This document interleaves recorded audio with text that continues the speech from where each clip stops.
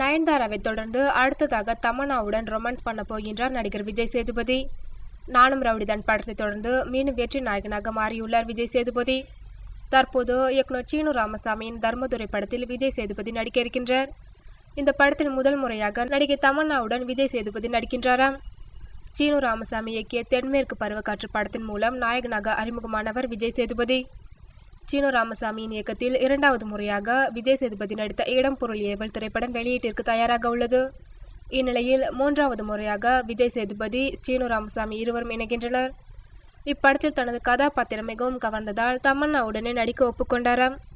ஜனவரி மாதம் தமன்னா சம்பந்தப்பட்ட காட்சிகள் படமாக்க உள்ளதாக படக்குழுவினர் தெரிவித்துள்ளனர். நானும் ரவுடிதான் படத்தை தொடர்ந்து விஜய் சேதுபதியின் மதிப்பு கோலிவுட்டில் அதிகரித்துள்ளது குறிப்பிடத்தக்கது.